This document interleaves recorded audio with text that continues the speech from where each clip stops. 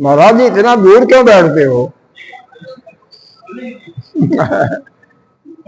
जितना दूर बैठोगे उतने पंखा भी चलाने पड़ेंगे। हाँ,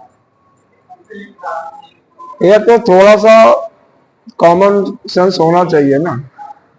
हमेशा जो है साथ में बैठा जाता है, लेकिन चलिए ठीक है, आपकी मर्जी है। हाँ।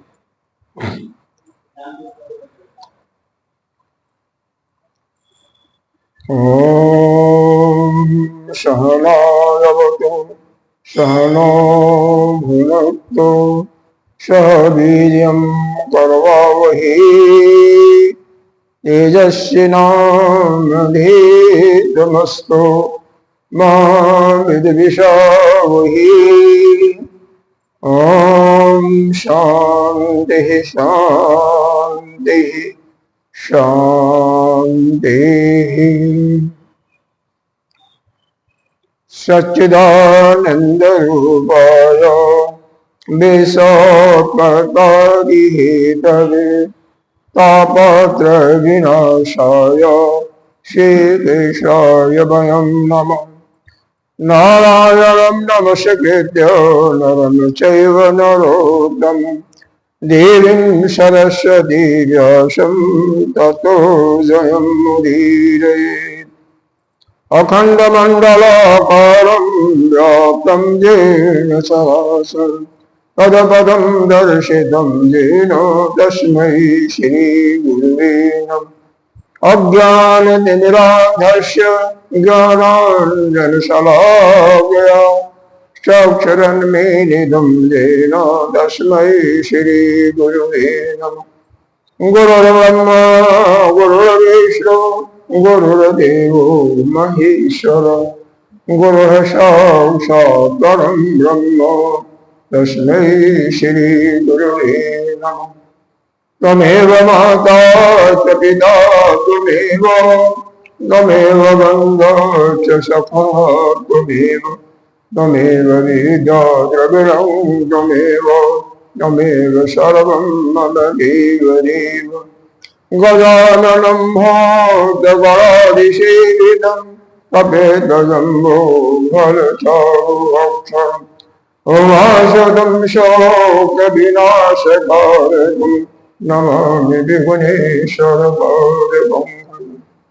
अनंत श्री विभूषित श्री 1008 पंचायती महानिर्वाणी अखाड़ा के वरिष्ठ श्रोत्रिय वरिष्ठ महामंडलेश्वर एवं उत्तर प्रदेश समाज के अध्यक्ष सदगुरुदेव भगवान के चरणों में कोटि कोटि नमन बंदन। निर्वाण पीठाधीश्वर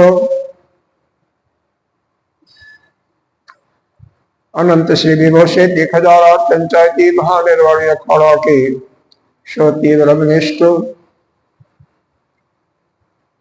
आचार्य महामंडलेश्वर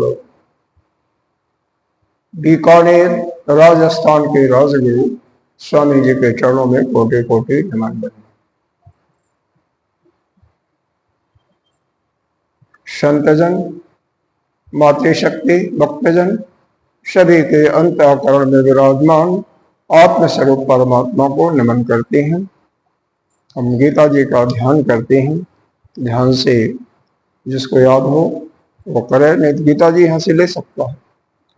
ओम वाताय प्रतिबोधितां भगवता नारायणेन स्वयं व्यासेन ग्रथितां पुराणमुनिना मध्ये महाभारतम् अद्वैतामृतवर्षिणीं भगवती अष्टादशाध्यायिनी अम्ब कामयनिषन्दधामि भगवद्गीते भवद्वेषे नमस्तुते व्यासविशालबुद्धे पुल्लारविन्दाय तपाग्रनेत्र येन दया भारततैलगुण प्रज्वलितो ज्ञानमया प्रदीप प्रपन्नपारिजाताय कृतवेत्रगपाय ज्ञानमुद्राय कृष्णाय गीतानन्दनिधे नमः। सर्वोपनिषदो गावो दुग्धो गोपालनन्दन पार्थो वत्ससुधिरभर्गो दुग्धं गीतामृतं महत्। वसुदेवसुतं देवं कंसचारूरमर्दनं देवकी परमानन्दं केशवं वन्दे जगद्गुरुं। भीष्मदोषतथा जयद्रथजलो गान्धारनीलोत्पलम् शैलग्राहवती कृपेणवहनी कर्णेन वेलाकुलम् अस्वस्थामविवर्णभूरमकरो दुर्योधनवर्तिनि शोतेन खलु पाण्डैरणनदीतैर्वर्तकः केशव पराशर्यवचाशलोचनमलं गीतोर्धगन्धोर्धगम् नानाक्षरकेशरं हरिकथा सम्बोधनबोधितं लोके सज्जन शतपदैरारः पीयमानं भूयोद्भारतपङ्कजं कलिमलिपर्धंसि न विषेयसि मोहं करोति वाचालं पङ्गुलं हरति जदग्रीवोदमहं वन्दे परमानन्दमाधवम्। यं ब्रह्मा वरुणेन्द्रो ब्रह्मरूपः अस्तवन्दे दिव्यैरस्तै वीरैः साङ्गपदक्रम उपनिषदै गायन्ति यमसामो ज्ञानायवस्थिततद्गतेन मनसा पश्यन्ति तमयुजमयोगिनि याशान्तं न विदुषरसुरगणा देवाय तस्मै नमः देवाय तस्मै नमः।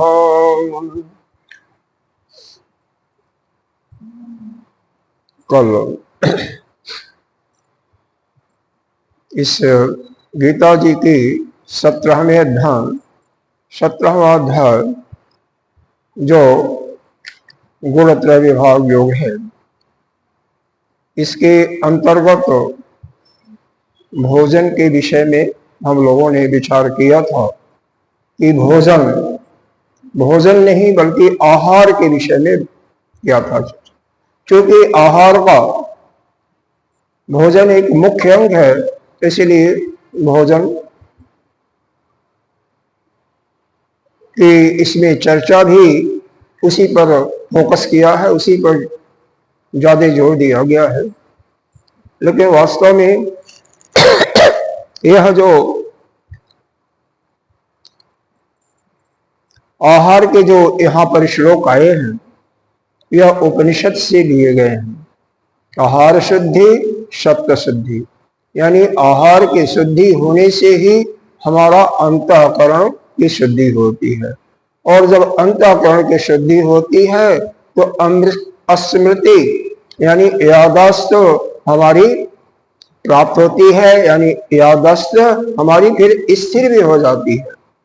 और जब हमारा याददाश्त मजबूत होगा, बहुत पक्का होगा, प्रखर होगा, प्रतिभाशाली आप होगा, तो क्या होगा, एक बार जो कुछ आप सुन लोगे वह दोबारा आपको पूछने की आवश्यकता नहीं पड़ेगी। और यह कैसे होता है, तो उसका मुख्य प्रोविजन, मुख्य स्रोत, मुख्य मूल जड़ आहार बताया गया। आहार पांचों ज्ञानेंद्रियों से लेते हैं, इसलिए एक एक ज्ञानेंद्रिय से जो कुछ हम ग्रहण करते हैं उसके पहले विचार करना चाहिए। जैसे कोई शब्द कोई बोल रहा है तो हो सकता है वो गाली भी दे रहा हो सकता है वो भगवान को की प्रार्थना भी कर रहा हो। विचार हमें करना है, क्या हमें उसमें से सुनना है और क्या नहीं सुनना है, इसके लिए विचार करना ही पड़ता है। यानी भगवान के का स्तुति कर रहा है, भगवान का कीर्तन कर रहा है, तो इसको हमें सुनना है। इसके अन्य बातों को हमें अपने को अलग कर देना है, मन को इंद्रिय के साथ अलग कर देना। इसी प्रकार से एक एक करके हर इंद्रियों के विषय में विचार करके ही जो उसका आहार है उसे ग्रहण करना चाहिए। विशेष करके भोजन के बारे में 3 प्रकार के भोजन ही क्या, जितने भी यज्ञ है, दान है, तप है, हर एक 3 प्रकार के बताए गए हैं। सात्विक, राजसिक और तामसिक। तो सात्विक के बारे में एक बार थोड़ा सा इसका कल का हल्का सा अभ्यास करते हुए, जिससे आपके अंतर्गत यह पक्का हो जाए। तो यह बताया गया, जो शतोगुणी पुरुष हैं उनको कौन सा आहार प्रिय लगता है, वह भोजन जो रस युक्त है और क्या है, उसमें चिकनाई भी मिली हुई है। नमक, मिर्च, मसाला न के बराबर है, मतलब तेज नहीं है, बहुत कम है, न तो गर्म है और न तो ठंडा है। यह ऐसा भोजन सात्विक को व्यक्तियों को, सात्विक पुरुषों को प्रिय होता है और उस भोजन को ग्रहण करने से उनकी आयु बढ़ती है, अंतःकरण की शुद्धि होता है, बल बढ़ता है, आरोग्यता प्राप्त होती है और सुख भी, वो सुखी भी रहते हैं, प्रेम की वृद्धि भी होती है। तो इस प्रकार से जो सात्विक भोजन कौन करेगा, जो सात्विक प्रकृति का होगा और यानी जिसका स्वभाव सात्विक होगा। स्वभाव के लिए बताया था, एक तो स्वभावजा होती है, जो कि पिछले जन्म के जो भी आपने कर्म किए हैं, धर्म उसके अनुसार आपकी यह प्रकृति बनती है, सत्वगुणी, रजोगुणी या तमोगुणी। फिर उसमें अंतःकरण जैसा होता है, होता तो वही है, लेकिन फिर भी थोड़ा सा उसमें हल्का सा सुधार की प्रक्रिया होती है बाल अवस्था में, जिसको कहा गया कि जिस परिवार में बालक होगा, जैसा उसके माता पिता, दादा दादी या अन्य बड़े लोग उसको नित्य निरंतर शिक्षा देते रहते हैं, उसी के अनुसार उसका श्रद्धा या तो ऊपर की तरफ जाएगी, यानी तमोगुणी है, तमो से रजोगुण की तरफ जाएगी, लेकिन विपरीत भी हो सकता है, सतोगुणी से रजोगुण की तरफ भी आ सकती है। इसीलिए बहुत आवश्यक है प्रारंभिक यानी शैशवावस्था, किशोरावस्था तक बच्चों के साथ विशेष ध्यान देना कि उनका संस्कार में ऊपर की तरफ जाए, नीचे की तरफ न आए।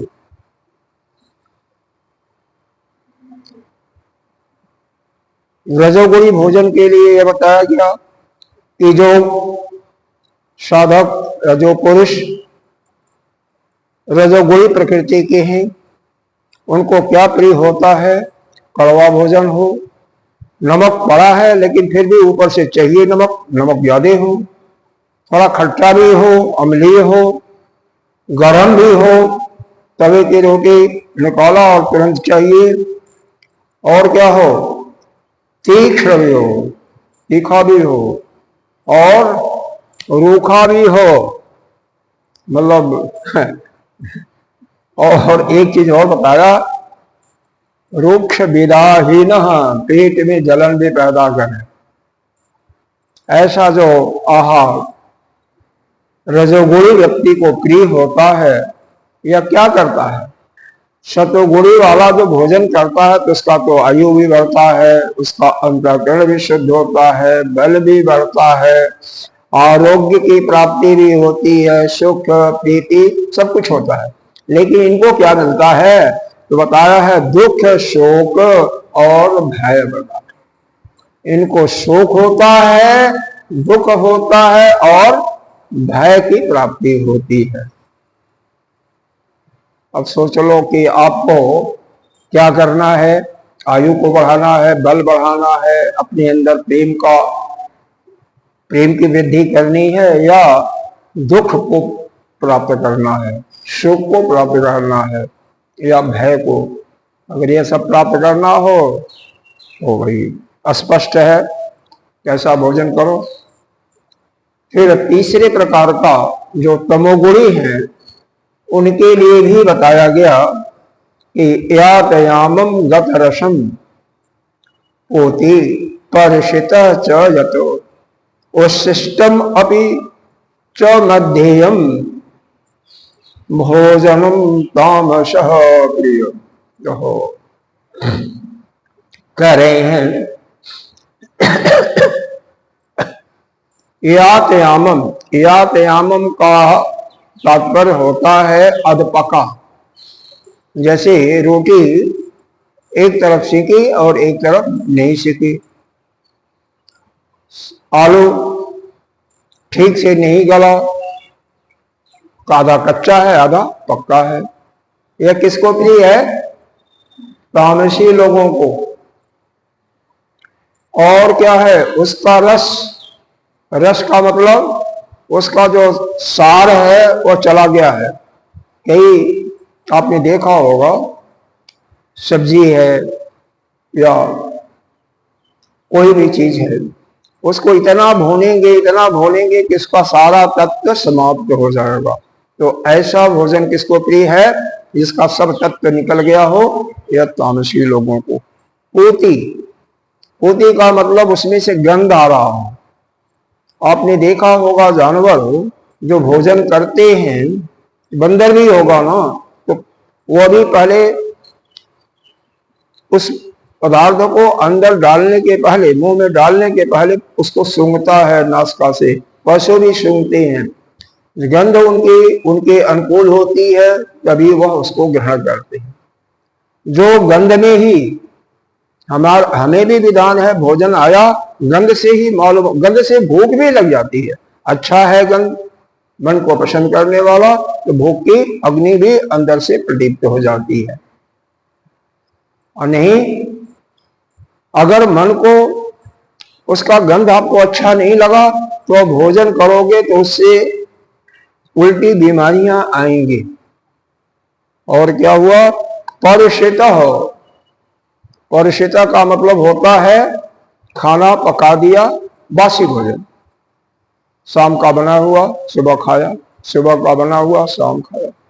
अब एक थोड़ी सी यहां पर प्रश्न आता है बासी का अर्थ समझने के लिए।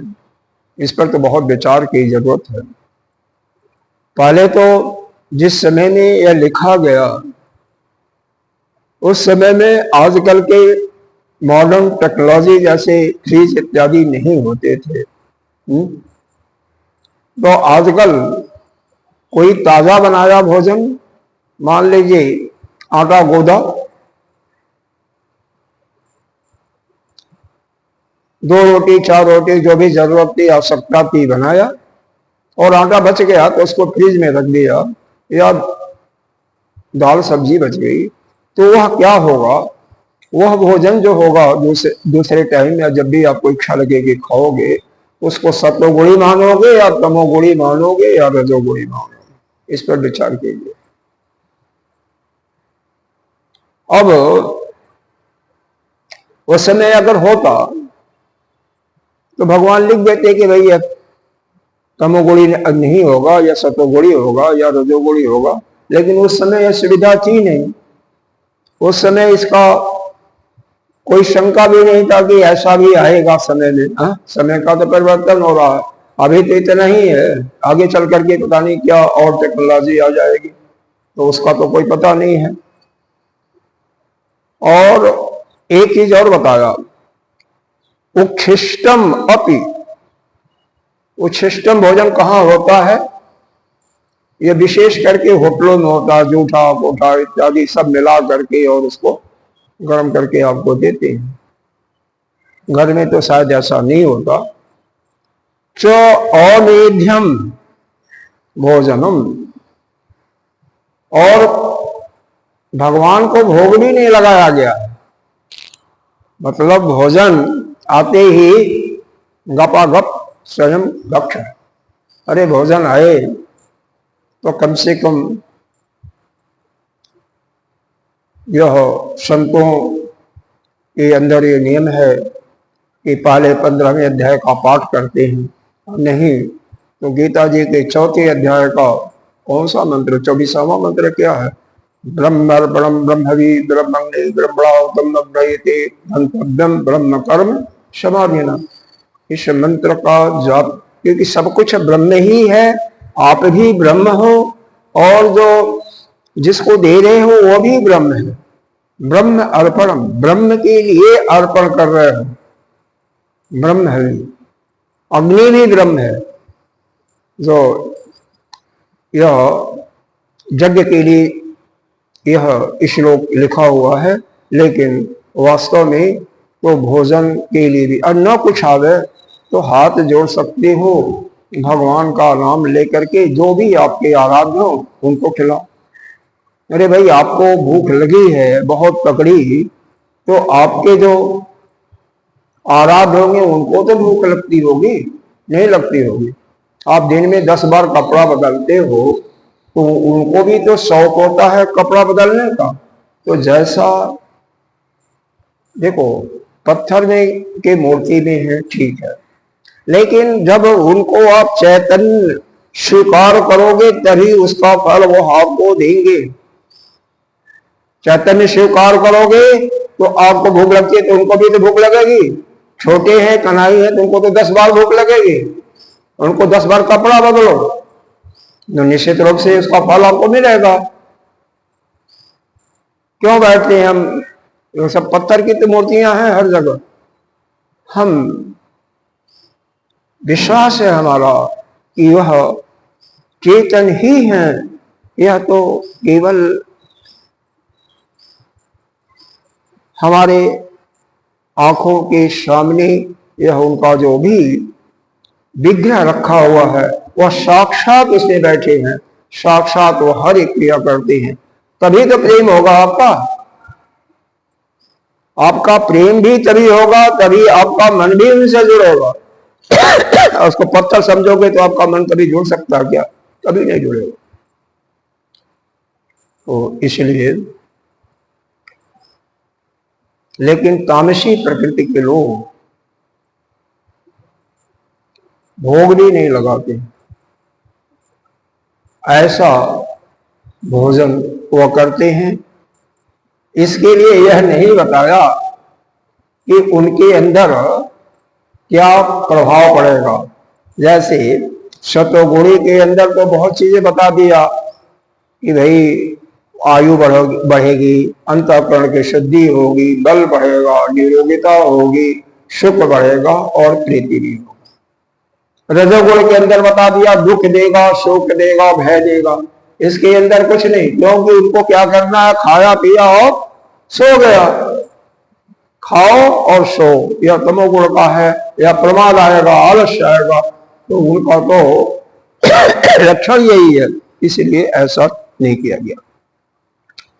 अब अगला श्लोक शुरू करने के पहले कल भोजन में कुछ और चीजें बताया गया था, थोड़ा सा हमें स्मरण उसका रहना चाहिए।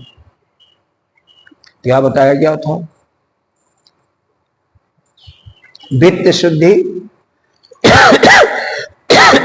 वस्तु शुद्धि और भाव शुद्धि, तीनों का मतलब जो जिस अन्न को हम ग्रहण कर रहे हैं वह शुद्ध कमाई का हो, परिश्रम हमारे परिश्रम के द्वारा वह अर्जित किया हो, परिश्रम के द्वारा अर्जित किया हो, वह कहीं चोरी का न हो, किसी से छीना हुआ न हो। इस पर कल हमने शायद एक आध दृष्टांत भी दिया था। तो खैर आज तो केवल उसका एक प्रकार से पुनरावृत्ति कर रहे हैं। इसका विशेष हमें ध्यान रखना चाहिए कि वह शुद्ध हो, ठीक है, किसी प्रकार का उसमें खोट न हो। वस्तु शुद्धि में वही वस्तु को ग्रहण करना चाहिए। हमारे पास 50 आइटम आ गया थाली में, हमें जो प्रिय हो, जो हमारे शरीर के मन के लिए हितकर हो, उसी को लो। महात्मा संत जन जो भोजन मन को शुद्ध रखता है उसको ग्रहण करते हैं, और अन्य जो शरीर को स्वस्थ रखता, डॉक्टर लोग किसको बनाएंगे? जो कि शरीर को ठीक रखे। यह दोनों में अंतर है। तो जिसको जो भी पसंद हो उसके अनुसार भोजन करें। मन को इतना बता देते हैं तामसी, जैसा यहां पर तो स्पष्ट कर दिया गया, सतोगुण, रजोगुण और तामसी गुण क्या क्या भोजन है, थोड़ा सा कुछ और बता देते हैं।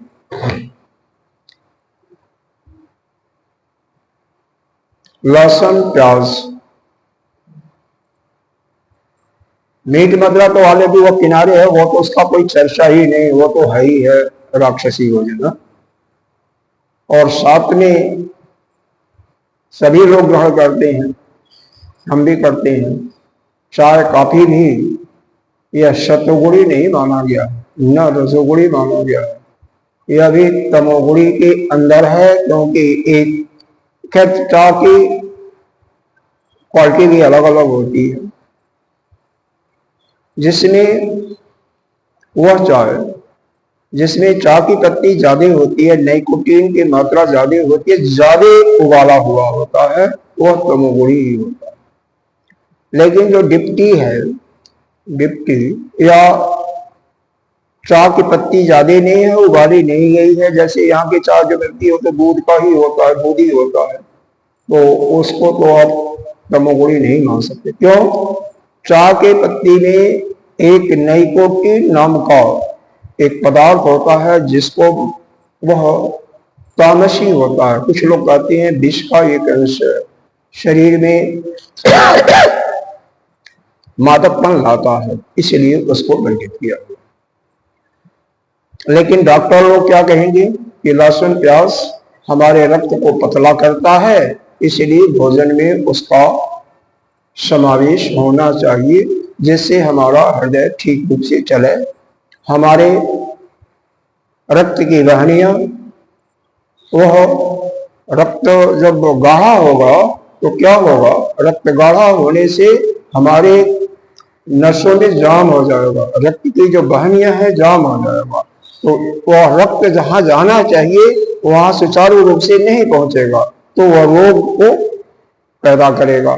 इसलिए इसका ध्यान रखने के लिए इस लहसुन प्याज को खाना चाहिए। लेकिन उसी समय जिसकी यह प्राथमिकता हो कि नहीं हमारा शरीर नहीं, हम तो शरीर तो मैं है ही नहीं हूं, क्योंकि मन हमारा यदि खराब होगा तो हम गलत काम करेंगे, हम तामस या राजस की तरफ चले जाएंगे। इसलिए मन को तो हमेशा तो गुणी रखना ही रखना है। इसके लिए कभी किसी को खुद करना चाहिए, प्रति एक दिन शाम को भोजन ज्यादा कर लो और लहसुन प्याज इत्यादि डाल के कर लो। देखो उस दिन सुबह का जो भजन होगा, आपका ध्यान होगा, वह नहीं होगा ठीक से, ये गारंटी। शाम का भोजन हल्का करो, जल्दी करो, शुद्ध सात्विक हो या केवल दूध फल हो, तो निश्चित रूप से जब आप 4 बजे ध्यान में बैठोगे तो आप उस ध्यान की गहराई में जाओगे, आपको आनंद आएगा। तो यह भोजन हमारे साधना के लिए हितकारी भी है और नुकसानदायक भी है। जैसा हम भोजन करते हैं या करेंगे उसी के अनुसार हमारी साधना में परिपक्वता बढ़ेगी या घटेगी। यह बात समझ में आनी ही चाहिए। तो एक बताया कौन सा शुद्धि, वित्त शुद्धि यानी शुद्ध कमाई का अर्जित किया हुआ अन्न हो। दूसरा वस्तु भी जो हमारे अनुकूल हो उसी को ग्रहण करना। तीसरा होता है भाव शुद्धि, बनाने वाले का भाव भी अच्छा होना चाहिए। अगर भाव कोई रोते हुए बना रहा है कोई किसी से ईर्ष्या करते हुए, क्रोध करते हुए, बहुत उग्र रूप से वाणी भी बोल रहा किसी को और भोजन भी बना रहा है, चाहे वह पुरुष हो या स्त्री हो, तो वह भोजन विषाक्त भी हो सकता है। एक घटना है कि एक औरत किसी से पड़ोसी से झगड़ा कर रही थी बहुत तेजी के साथ। उसका ब्लड प्रेशर बोला तेजी के साथ बहुत ज्यादा बढ़ गया था। उसी समय छोटा बालक 3-4 महीने का, 6 महीने का होगा क्योंकि लुढ़कते आया था। 6 महीने के पहले तो शायद बच्चे नहीं जाते हैं। चिल्लाते हुए माँ ने उसको गोद में उठाया। माँ का प्रेम है बच्चे पर और निश्चित रूप से होता है, जैसा भी बच्चा हो। उसका मुंह में वह दूध अपना पिलाना शुरू कर दिया। बाद में वह बच्चा हॉस्पिटलाइज होना पड़ता है। क्यों?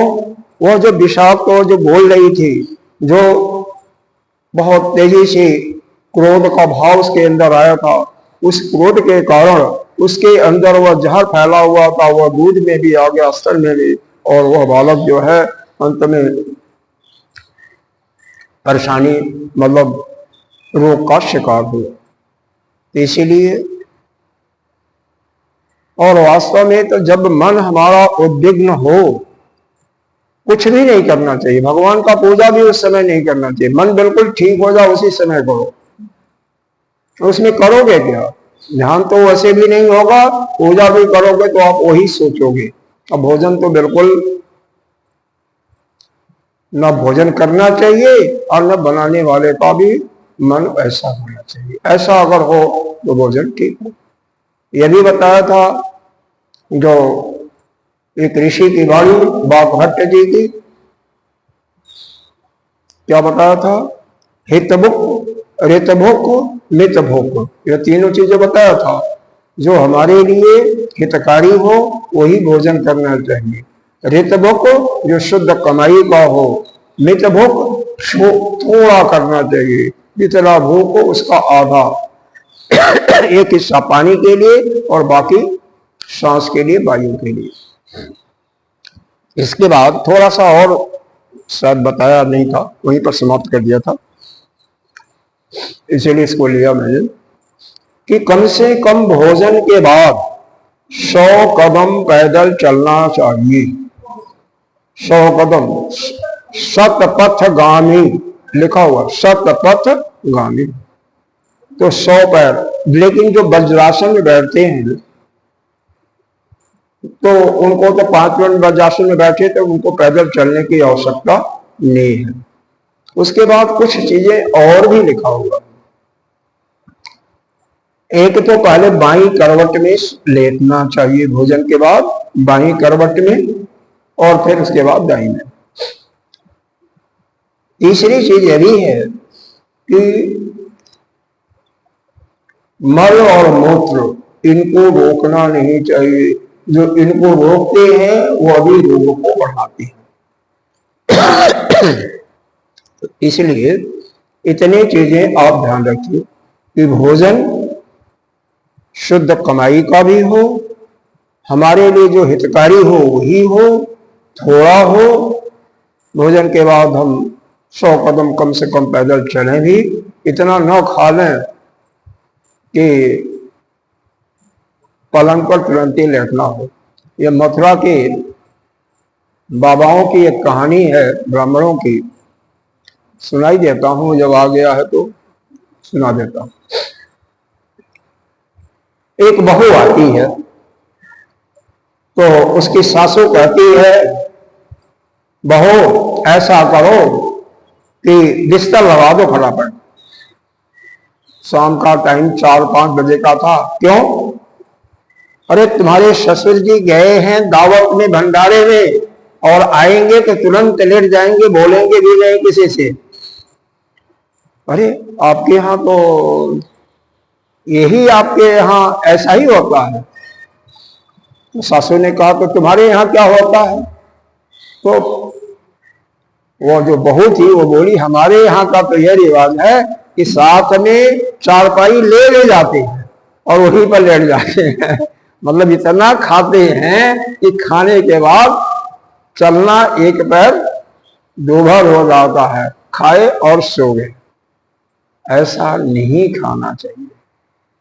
भोजन हमेशा आधा पेट ही करना चाहिए।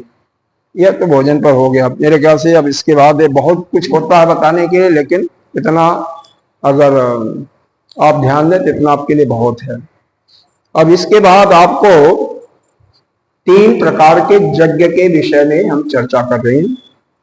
अथ इदानीं यज्ञ त्रिविध उच्यते। 3 प्रकार के यज्ञ की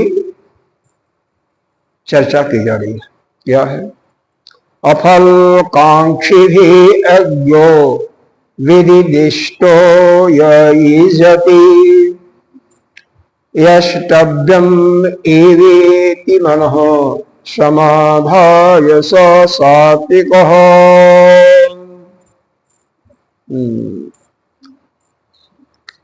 अफलः,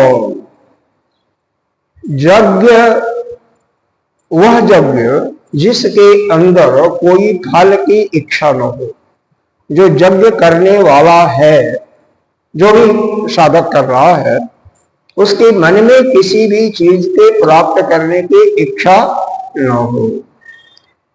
और फलः कांक्ष मलभिक्षा, यज्ञो ऐसा यज्ञ करने वाला, विधि दिष्टो, और वह यज्ञ विधि पूर्वक किया जा रहा हो।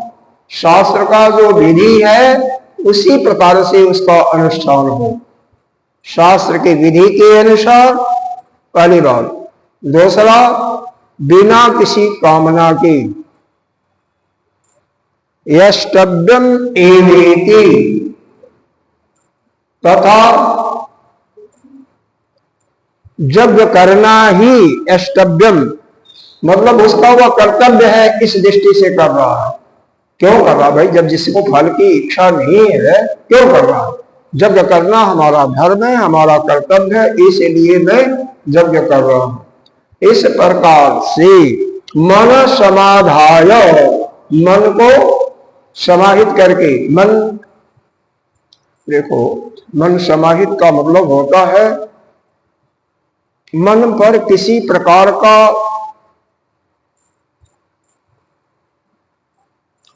विकृति न आवे। मन हर समय प्रसन्न होना चाहिए, हर समय प्रसन्न होना चाहिए। एक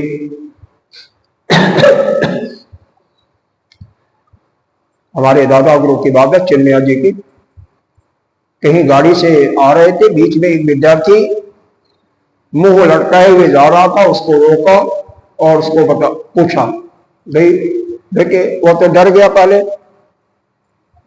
यहाँ पर यह हिमाचल प्रदेश में, वहां पर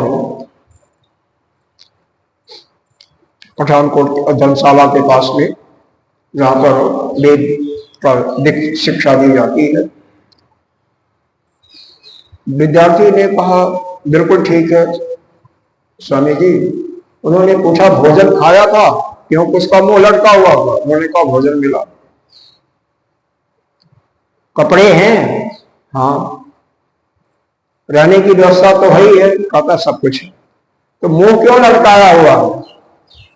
उनका स्वभाव ये था कि हर समय प्रसन्न रहना स्वामी जी का, और चाहते भी हैं। वैसे भी मन की प्रसन्नता अगर किसी की हमेशा रहती है ना, तो सृष्टि भी उस पर अपने सुखों की बौछार करती है, वो भी सब कुछ देती है। और जो मुंह को लटकाए हुए रहते हैं, वह कुछ चाहिए भी नहीं, लेकिन वैसे मन उनका ऐसा होता है कि मालूम होता है कि कौन उनके घर का कोई खास मर गया। अरे मन को प्रसन्न रखो हमेशा। तो इसी को यहां पर बताया गया, मन समाधाय, मतलब मन बिल्कुल शांत हो, प्रसन्न। जिसका मन प्रसन्न होगा उसी का मन शांत होगा। अरे आपको कुछ भी नहीं है, शाम का भोजन भी नहीं है, मिलेगा नहीं मिलेगा कोई पता नहीं है, फिर भी एक दिन मैंने बताया था कि आप भूतकाल की परवाह मत करो कि भूतकाल में क्या मैंने किया था, क्या घटना, उसको मत चिंतन करो। और भविष्य का भी चिंतन मत करो कि कल शाम को क्या होगा क्या नहीं होगा या कल क्या होगा। आप वर्तमान में रहिए, मस्त रहिए। अभी तो आपको सब ठीक ठाक मिल रहा है ना, अभी मिल रहा तो सब कुछ ठीक हो जाएगा, परमात्मा ख्याल करेगा। वर्तमान में रहिए और मस्त रहिए, सुखी रहिए, तो आप सुखी ही रहोगे। दुखी रहने वाला व्यक्ति दुखी ही रहता है, हर समय वो दुखी रहता है। इसलिए हमें हमारा चेहरा हर समय प्रसन्नमय ही होना चाहिए। तो यहां पर बताया गया, मन समाधाय च सात्विक। तो यह सात्विक पुरुष, जो सत्वगुणी प्रकृति का जो पुरुष है, वह इस प्रकार से यज्ञ करता। कैसे? उसके अंदर किसी फल की इच्छा नहीं होती, यज्ञ को विधि पूर्वक करता है, जो हमारे शास्त्र में जैसा विधि दिया हुआ है। और अष्टभ्यम, मतलब यज्ञ करना ही हमारा कर्तव्य है। यज्ञ को अपने कर्तव्य समझ करके करता है, बोझ समझ के नहीं करता है कि नहीं हमें पूजा करना ही है। अरे यह हमारा ड्यूटी है, हमारा, हम प्रसन्न मन से कर रहे हैं। और जो कई ऐसे लोग होते हैं पूर्वम पूरा करने वाली कि ऐसा करना चाहिए इसलिए कर रहे हैं, विशेष करके ब्रह्मचारी लोग करते हैं, तो उससे लाभ नहीं होता। यह हमारा फर्ज है, हमारा अधिकार है करना, इसलिए।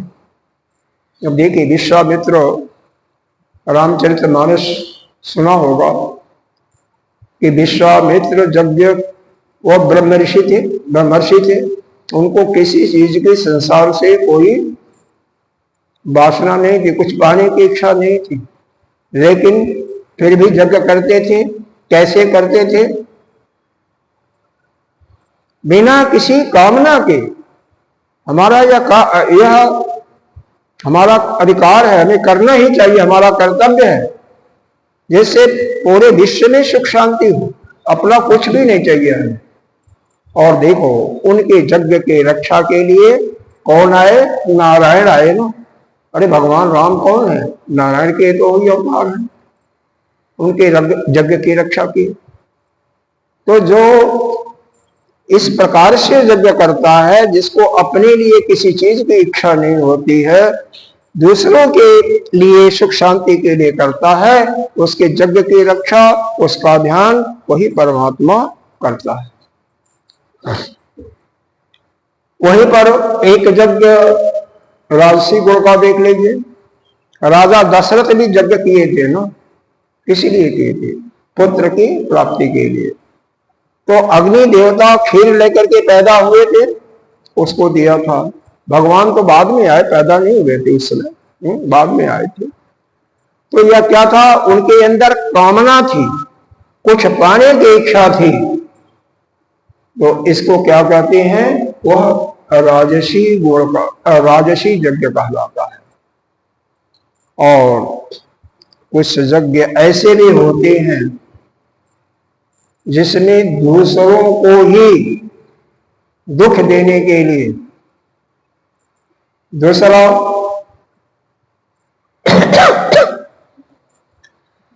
कैसे सुखी है, उसकी मृत्यु हो जाए या उसको कष्ट हो, ऐसा भी यज्ञ करने वाले आपको कई मिल जाएंगे जो जिनके अंदर अपनी कामना भी नहीं होती। अरे उनकी कामना जो होती है वो अपने लिए नहीं बल्कि दूसरों को कष्ट देने के लिए होती है। दूसरा कैसे सुखी रहे या अपना शत्रु हो वो लड़ जाए।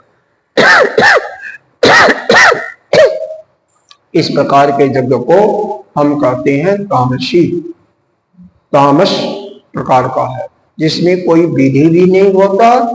अब उसके लिए भगवान ने जो श्लोक लिखा है उसके ऊपर थोड़ा चिंतन कर लो। अभिसंधाय तो फलम दंभ अरथम अपि चैव यतो इज्जते भरत श्रेष्ठ तम यज्ञं विधिराजसम्। अभिसंधाय ऐसा निश्चय करके, क्या तू फलम यानी कामना हो कुछ प्राप्त करने की इच्छा का निश्चय करके, और क्या है दंभ, दिखाने के लिए भी लोग देखें कि हम यज्ञ कर रहे हैं। और अथम अपि, और क्या है चैवजत इज्जते भरत श्रेष्ठ तम यज्ञम, ऐसा जो यज्ञ करता है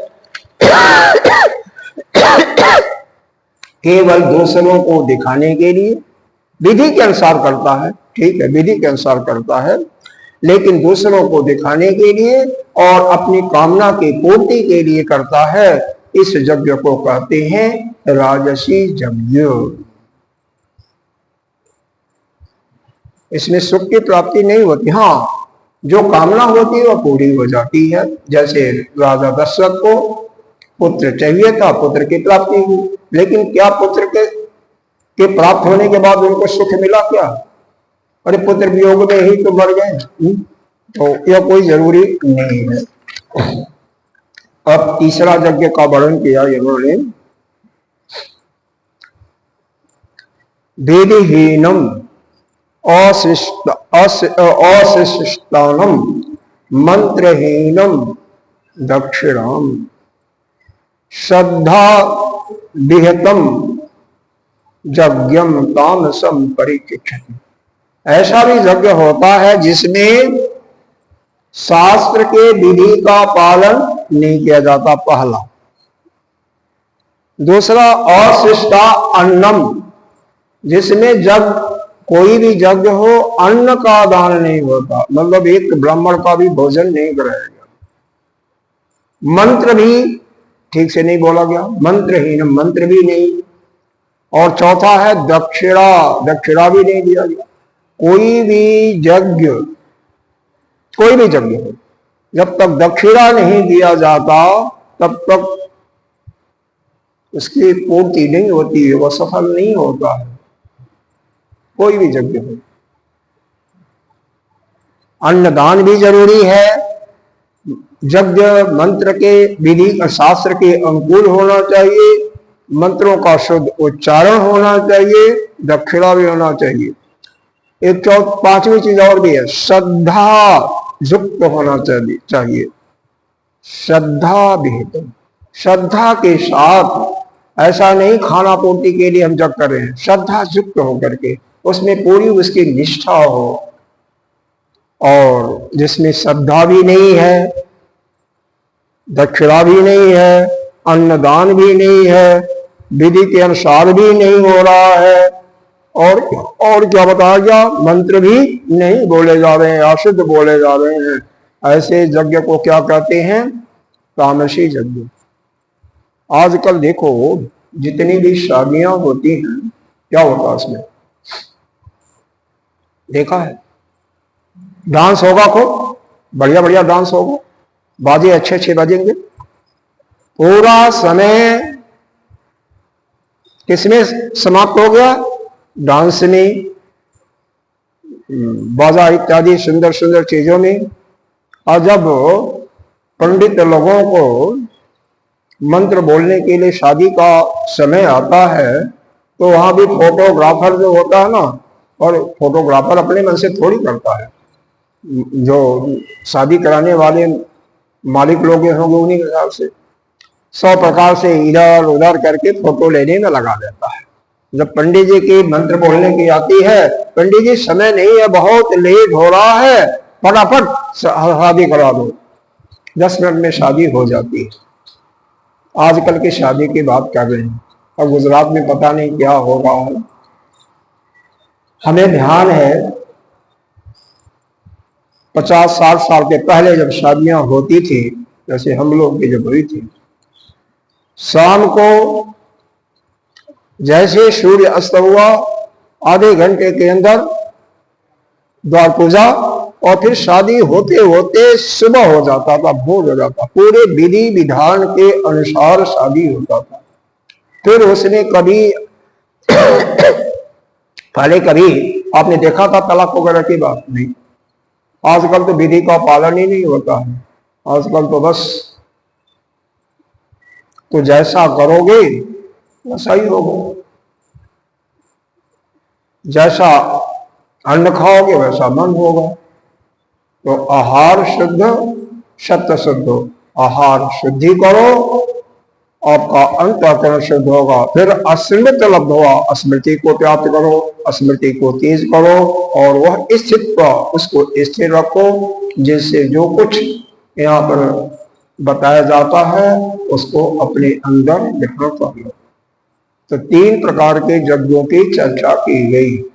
एक यज्ञ वह है जो जिस यज्ञ में किसी चीज की बिना किसी कामना के, हमें कुछ नहीं चाहिए, केवल लोक कल्याण के लिए यज्ञ किया जा रहा है, विधि के अनुसार किया जा रहा है, सब कुछ है उसमें, दक्षिणा भी है, सब कुछ है, उसको अंतर्भूत मान लीजिए, सब कुछ विधि के साथ पालन हो रहा है।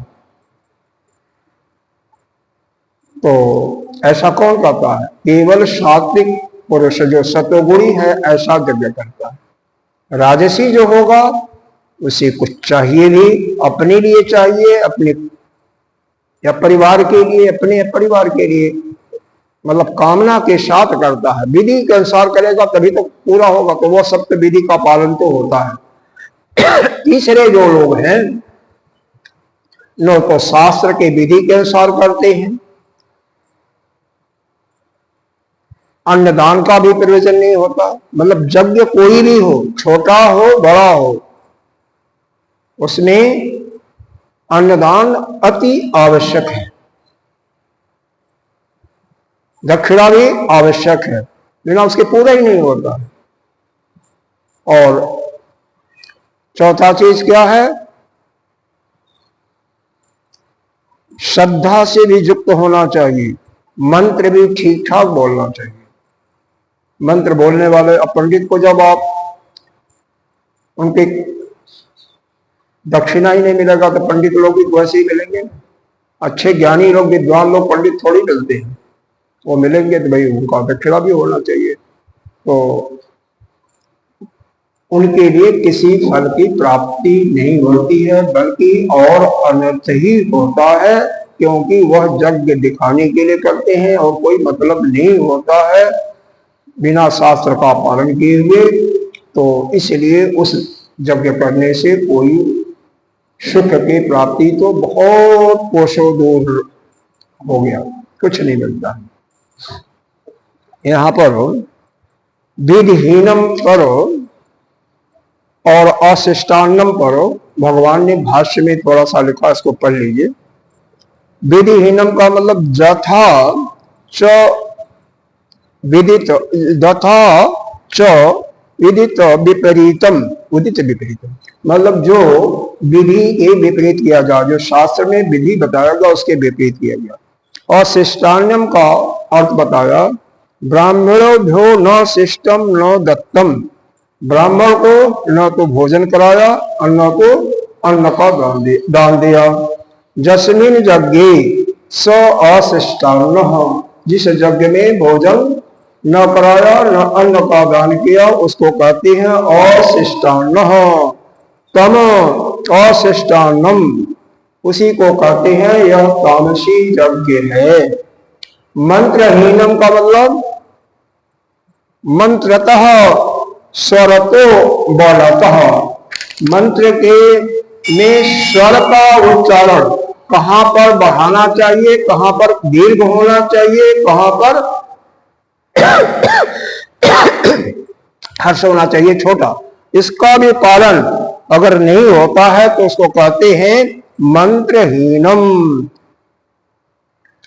और दक्षिणाम का तो सभी जानते ही हैं।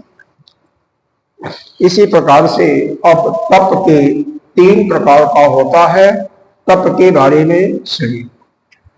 जैसे आहार 3 प्रकार का हुआ, यज्ञ 3 प्रकार का हुआ, उसी प्रकार से यहां पर तप भी 3 प्रकार का होता है। तप 3 प्रकार का होता है। पहले तो तप कहां से होता है? शरीर से, वाणी से और मन से। फिर हर एक को 3 गुण हैं, सात्विक, रासिक और तामसिक, सत, रज, तम।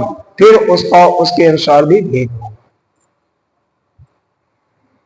अब यहां पर देखिए, यह शरीर, वाणी और मन से क्यों कहा गया? क्योंकि शरीर, वाणी और मन से पाप भी होते हैं। कुल 10 प्रकार के पाप होते हैं। 3 प्रकार के पाप शरीर से होते हैं, 4 प्रकार के वाणी से होते हैं और 3 प्रकार के पाप मन से होते हैं। इसलिए 10 प्रकार के पाप होते हैं। तो पाप को, इनका निराकरण करने के लिए किसी को कोई गलत काम किया और चाहता है कि भगवान से उसके लिए कोई प्रायश्चित कर ले, तो करना तो पड़ेगा ना। तो जहां से पाप हुआ है वहीं से प्रायश्चित भी होगा। इसीलिए तप भी करना है तो शरीर से, वाणी से और मन से।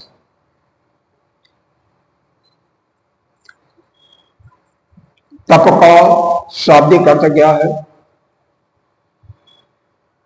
2 प्रकार का। पहला है तपः संयमते, यानी तप में इंद्रियों का संयम करना ही तप है। हमारी जो इंद्रियां हैं, मन है, वह संयमित हो, यानी शांत हो। पहला तो यह है। दूसरा, इसकी परिभाषा आती है तपे चिंतन, चिंतन करना। किसका चिंतन करना? अरे आप ब्रह्मवाक का चिंतन करो, भगवान का चिंतन करो, यह मैं क्या हूं, ईश्वर क्या है, परमात्मा क्या है। खैर, यह क्यों किया गया?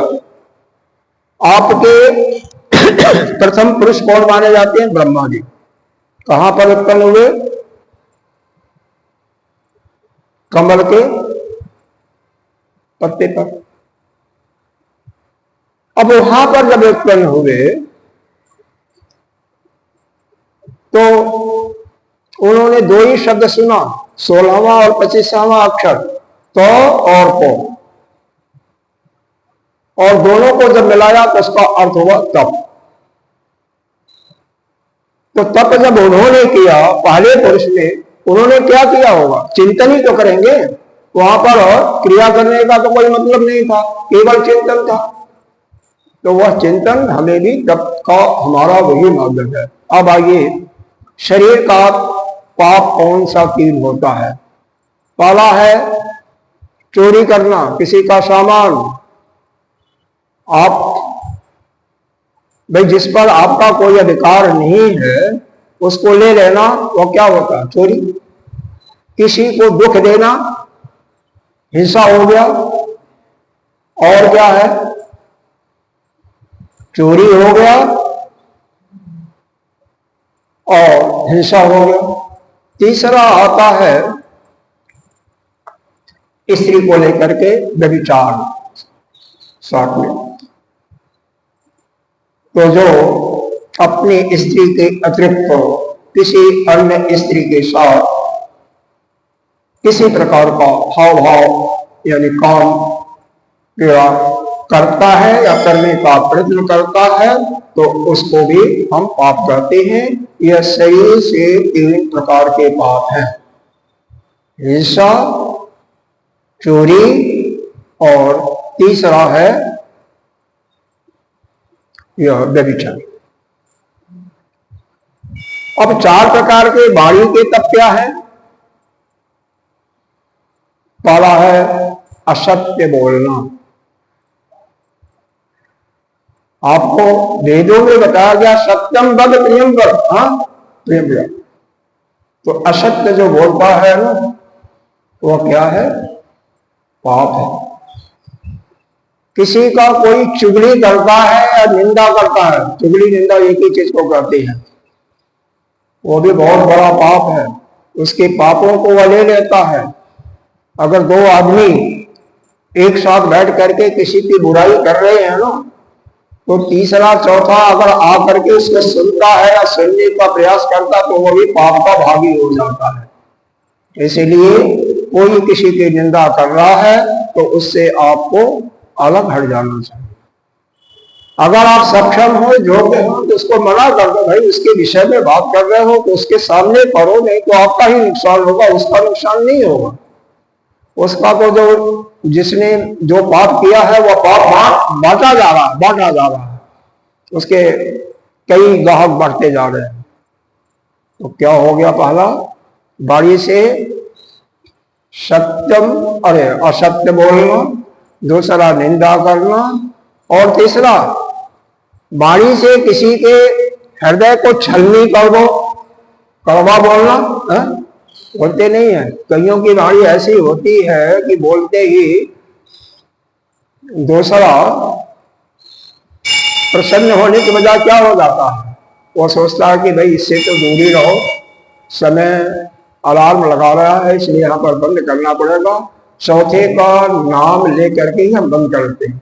और प्रलाप मतलब असंबंध प्रलाप, जिसका कोई संबंध नहीं है और उस बात को बोल, 2 आदमी आपस में बात कर रहे हैं, बिना मतलब के अपनी टांग अड़ा देना, यह चौथा होता है और संबंध प्रलाप। तो इस प्रकार से 4 प्रकार के ये वाणी से तब आगे की कथा हम कल करेंगे। ओम पूर्णमिदः पूर्णमिदं पूर्णस्य मुच्यते पूर्णमादाय पूर्णमेवावशिष्यते। ओम शांति शांति। शंकरं शंकराचार्यं केशवं बादरायणं सूत्रभाष्यकृतौ वन्दे भगवन्तौ पुनः।